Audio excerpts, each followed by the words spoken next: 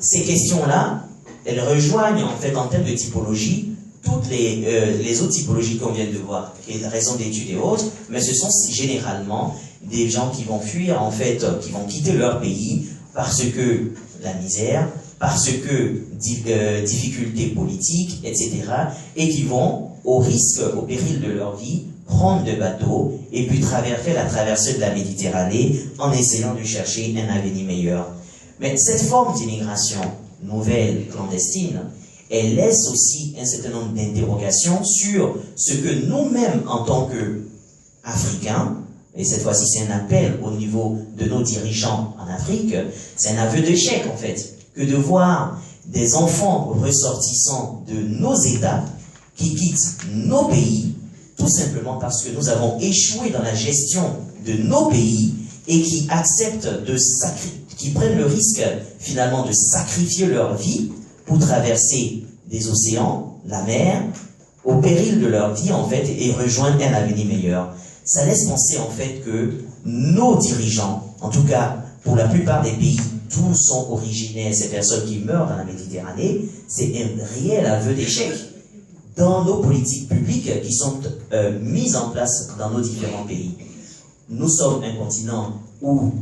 le taux de natalité est l'un des plus élevés. Aujourd'hui, 1,1 milliard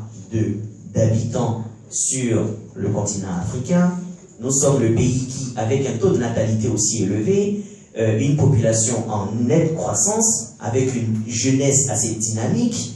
et un taux de croissance économique aussi relativement élevé, entre 5 à 10% selon les différents pays, mais qui voit ses enfants en train de fuir ce taux de croissance que beaucoup d'Occidentaux recherchent en réalité, où la plupart des Occidentaux essaient d'aller s'implanter parce que ce sont des taux de croissance importants pour faire du business durable, pour se développer, pour développer leur activité, mais ces jeunes fuient ce pays-là tout simplement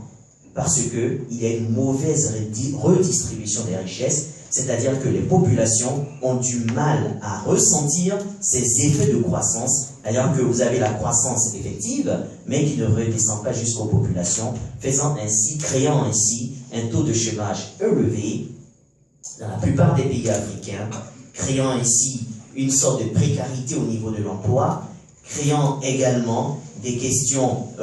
nettes en termes de subsistance, etc., qui favorisent aussi cet exil vers l'Europe pour un avenir meilleur. Donc,